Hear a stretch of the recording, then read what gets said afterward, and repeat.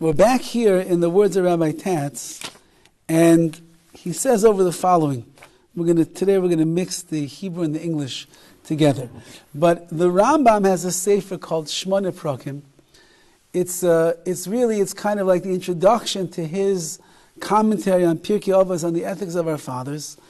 And in the Shmona Prakim, the Rambam says many incredible and fascinating ideas, really about human nature and the like.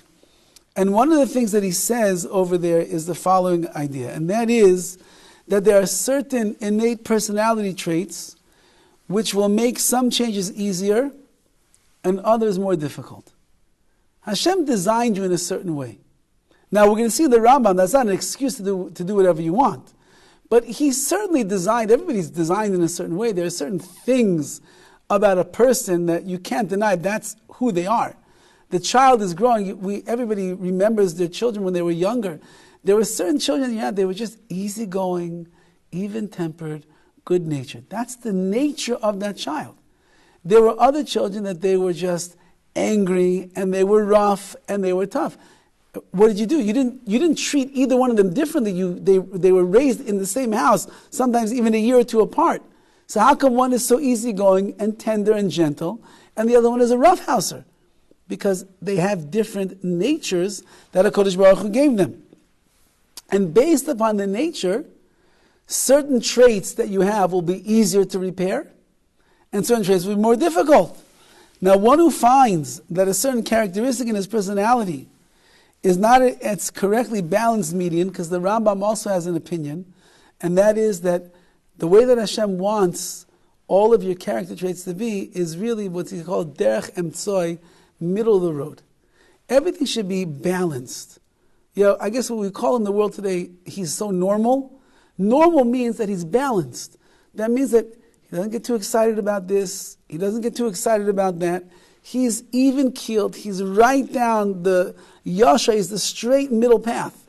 That's the Rambam, how he understands everybody's midas, their character should be. Now, if a person sees that he's not balanced in a certain area, so then he needs to shift that trait into the middle of the road. Now, depending on what his natural nature is of who he is as a person, it's either going to be easier or more difficult to get it into the middle. If by my very nature I'm an easygoing person, so then to get to get anger middle of the road, not going to be so hard. If my nature is to be an angry person, I get hot. There are certain people, they're just hot-headed people. Again, certain kids, you can see when they're just hot-headed individuals. So that child, as he grows up in life, is going to have a much more difficult time transitioning himself into the middle of the road and not getting angry and upset or worked up over the littlest of things.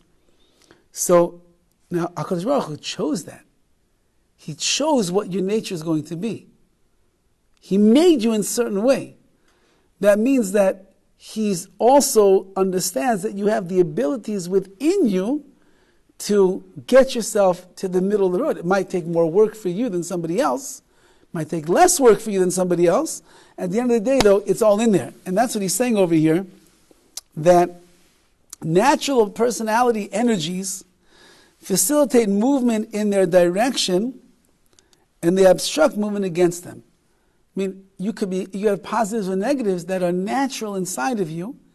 Either it's going to help you or it's going to hurt you. However, it doesn't mean that one kind of change is possible and the other is impossible. This is a very important point to remember. A person thinks, well, since that this is my nature, so what does Hashem want for me to get to the middle of the road in that area, which is going to be better for me? It's impossible. Says the way that Rabbi Tatz understands the Rambam is nothing impossible. It means that the second kind, which means when you have a negative nature that's standing in the way of you becoming a better person, it's going to be more difficult to get to the place where you want to be, but it's still possible. Just means you're going to have to work harder. So he brings down over here in the notes on the bottom that the Rambam is saying an amazing idea. And he really shifts the way that we look at Bechira. And that is that normally, and I think it's probably the way that very much I've been explaining it up until this point as well, we often look at choices of free will when the scales are equal for the positive and the negative, and we find ourselves battling on the inside trying to choose good over evil, and sometimes the good will win and sometimes the evil will win, and therefore we either pass the test or we fail the test of our free will. That's how we've been describing and explaining how our free will is going to work. When there's an equal draw in either direction, you now must make a decision of what you want to do. But he learns from the Rambam that's not true. The Rambam is learning that sometimes the ordeal of free will can be pitched between an easy option on one hand and a difficult one on the other. On one side, the choice might be very, very easy. You're an easygoing guy, so you know that anger is a bad thing, so just choose not to be angry right now. You're a hothead. You're always seething. You don't even know why. You're just always seething. So the decision is much harder. So now, for you not to get angry, going to be a much more difficult situation, much more difficult choice. But it doesn't mean that there's no free will when it's easier, and it doesn't mean there's no free will when it's more difficult, when it's harder. And he says in chapter 6, we're going to speak about this. That's 2 chapters away. We're going to speak about it much more in detail. Maybe we'll wait until we get there to really explore it. But this idea that free will is only when the two opposites are pulling away from each other or combating each other, that's why I have a choice, it's not true. A person has a choice anywhere, that's what the Rambam is saying over here. It's just sometimes it's going to be an easier choice, sometimes it's going to be a harder choice. Again, let's say a person is diabetic, and you put in front of them a salad and a chocolate bar. Now, I might want the chocolate bar, because I like chocolate bar, but I know that it's dangerous for me. So I'm going to choose the salad, even though there's a part of me that wants the chocolate bar. So it's not such a hard decision, because I don't want to end up in the hospital. So I'll choose the salad. So it's an easier choice. Now you have another guy who sits down. He's 45 pounds overweight. He doesn't have diabetes. He doesn't have cholesterol issues. And he sits down, there's a salad and there's a chocolate. So what's the choice? So in his mind, he starts saying to himself, well, I'm 45 pounds overweight over here. My doctors told me I have to lose weight so I can be healthier. So he's got a battle that's going on inside of him.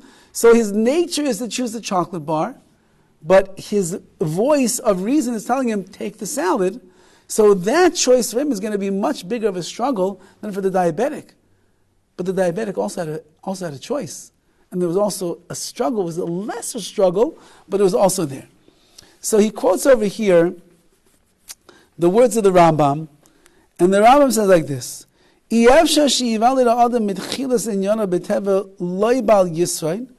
it's impossible, says the Rambam, that a person will be born will start from the beginning of his creation, so to speak, that he will be born with personal virtues. He's not going to be born with personal vices either. Meaning, Hashem's not creating you that you have these milas, you have these strengths, or you have these deficiencies. Just like you can't be born as a person when you were born to be an electrician. No, you became an electrician. Now maybe you had a propensity in that area, you like from the time you were a little kid, everybody remembers you playing around with gadgets and shorting the fuse and fixing things when you were a little kid. So you had the propensity, but you weren't born as an electrician. You evolved over the years, you became an electrician. So just like HaKadosh Baruch Hu doesn't make you into a certain type of a professional skill, it's something that you develop over time. So the same thing is with your virtues or your vices. It's something that really develops over time. Aval efshar Aval Efshar says, Efshar Shivala B'Teva Muchan L'Mayla or L'Bechisus, but you could be born, again, like we're saying, you could be born with an inclination for the positive or for the negative. Which makes it, says the Rambam, that there are certain behaviors which will become easier and certain behaviors that are more difficult for you to model yourself after. There are certain people that their nature is inclined towards oimetz halev, to be bold and to be just hard to deal with. And there are such people.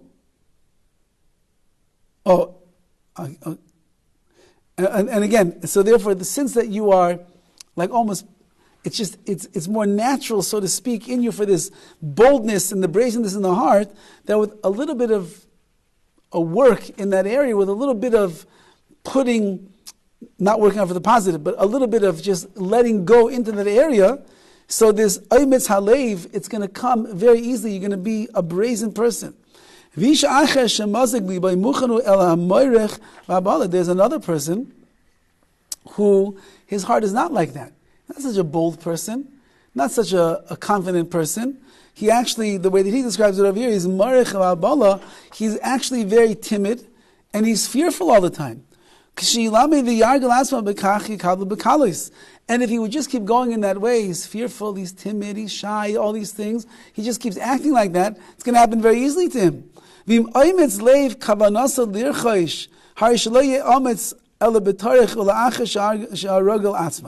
So let's say the guy he's the brazen guy, he's this bolden person, but he wants to gentleize, I don't know if that's a word, but he wants to make himself more gentle. He wants to make himself less of a certain people that they're so bold, you're afraid of them. He wants to make himself, people should like him. He shouldn't be a frightful person. He wants to be calm and relaxed. It's going to take a lot of effort on his part to be able to do that. But he could do it if he wants to. If he wants to change the teva, the nature that is there, remember he's saying HaKadosh Baruch Hu just gave you the seeds to be in a certain direction, but he didn't make you that person. So you have the ability to work on yourself if you want to. V'loi berarti, says the Rambam,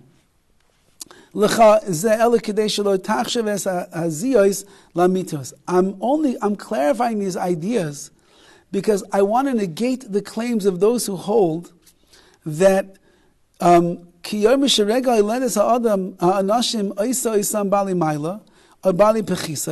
a person is either born like this or he's born like that, for the good or for the bad. And therefore, whatever he does in his life, what do you want? The guy, again, there's certain people, we are born with a propensity to be lazy. This is reality. You see certain people, they're always moving fast. You see people that are just lying around. I have certain kids, they're energetic. I have certain kids, they've been just like, they're lying in the crib for 20 years already. They don't move. So says the Rambam, I need to write these words so you'll understand. Even if you were born as a lazier type of a person, it doesn't mean that you can become not lazy. And even if you were born as a person that is angry or brazen, it doesn't mean that you can't become not angry and brazen. It just means you had a propensity. Maybe you let go for too long in your life and it got to a certain point, but everybody can always pull it back. It's like the person who has terrible eating habits all of his life, and he finds himself at the age of 50, 60 years old, he's in putrid health. He's overweight, his cholesterol is high, his blood pressure is horrible, everything is going wrong. So that means that's how he's going to die, just like that? He can't change his eating habits? He can't change his exercise routine? He can't eat better food and do better things and become a healthier person? Of course he could. If you tell me there's no Bechira, there's no free will, that's just the way that it is, so then you're right. So then this guy is doomed for the next few years, whatever he has left in this world. He'll die of some massive heart attack, and that's going to be the end. But if you tell me that Bechira means no matter who you are and what you are, you can always make changes, So then it doesn't matter how much you were preconditioned before you came into this world, that you have an inclination in a certain area, you can always change. It might be more difficult, but says the Rambam, you can always change. And therefore I'm saying these words for the naysayers that are out there that claim that if you see certain things about who you are as a person from your birth, you can never change them. It's rubbish, says the Rambam. Everybody can change. Now you should know. Everybody's actions are given over to their hands. No one's forcing you to do anything. Nothing is holding you back from the outside. That's going to encourage you to be better or encourage you to be worse. There's no these supernatural forces that are making you the person you are. It's not true, says the Rambam. Besides the preparation that HaKadosh Baruch Hu made for you by giving you this package that He gave you, sometimes it'll be easier to change, sometimes it'll be more difficult. But that you're obligated to do this, or that something's holding you back from doing it, that, says the Rambam, it's not true. It's all in your hands. Who you want to be, the kind of person you want to be, the way you want to live your life, how you want to change yourself or not change yourself, that's all up to you. Yes, it's true that it will be difficult or it will be easy. Yes, it's true that you have things that you've been living with for 60, 70 years of your life. That's true. I can't take that away from you, says the Rambam. But once you understand the power of Bechira, free will that you have inside of your hands, why can't you change? The only reason a person wouldn't change is because they're not making the efforts that they need to make those changes. And that's the Rambam, and that's really what Rabbi Tatz is going over here, is that we have to realize the power that we have in our hands. We have power in our hands to really, to become and to do really anything that we want. Again, what the results are going to be at the end of the day, that will be up to Hashem. But the effort that we can put in and we can expend, that's going to be up to us. So, in this scenario, a person can have free will and do the right thing even though he has a choice between two wrong things?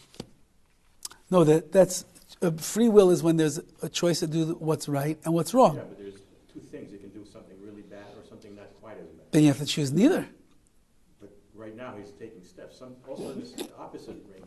No, you're right. You're right, and you're right. You're two good things. Again. One is better than the other.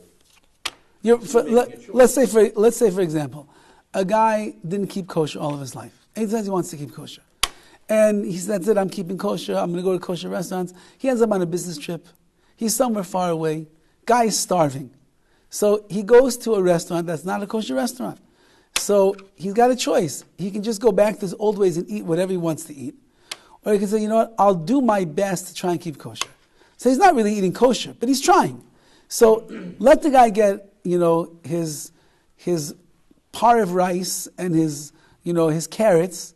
It's better than eating a steak at this restaurant. You're right. So that's between what's really wrong and what's still not the best, but he's in that situation. But we try in life to see what's right and what's wrong and clarify what's really the right thing to do. Now, maybe again, that person will say, you know what? I'm really keeping kosher, so I'll go to the market. I'll just buy something at the market, an apple and a banana. And I have a famous story that I tell, that when I came back from yeshiva, my first summer, so we ended up in Florida visiting my grandparents at the time, and my parents wanted to go out to breakfast with all the grandparents and my sister, and they were going to a not kosher restaurant. So I told them, I can't, I'm not going to eat. No, you'll find something you can eat over there. So I get to the restaurant, and I see there's nothing I'm going to eat over there. But I decided I'll eat a banana. They have bananas. I'll eat a banana. So I tell the waitress, just bring me a banana, leave it in the husk, leave it in the peel. Just bring me a banana. She says, okay, no problem. In the peel, no problem. She brings it to me, and the banana is out of the peel and is lying on the plate, cut up into pieces. I said, Miss, please do me a favor. Just bring me the banana in the peel. Don't take it out of the peel. Okay. She brings me a banana in the peel, open, cut up into pieces. I said, Miss, please, just bring me a banana in the peel. So she brings me the banana in the peel, opened. So, look, I was new to Yiddishkeit. Really, I probably could have eaten it, not a problem. Bananas and didn't. Okay. And then I said, I'm sorry, Rabbi, could you please, just a banana, not cut open, not just bring me a banana in the peel. So next time she finds, she brings me the banana in the peel, exactly where it was. And I ordered maybe like a Diet Coke, whatever it was, fine. So I'm drinking my Diet Coke and eating the banana. That was my breakfast over there. So then I remember at the time, I didn't know any halacha, nothing. I was like, how could I buy food from a not kosher restaurant? I shouldn't really be paying, we shouldn't be buying the food. Anyway, at the end of the day, the bill came, and they didn't charge, not only did they not charge me for all the bananas, that they didn't charge me for anything that they served me. So probably now, in retrospect, it's probably stealing. But at the time that I thought I can't buy any food from a non-kosher place, so they ended up not charging me for the bananas. It cannot be stealing because they gave it to you. Okay. Just because they don't charge you, they gave it to you.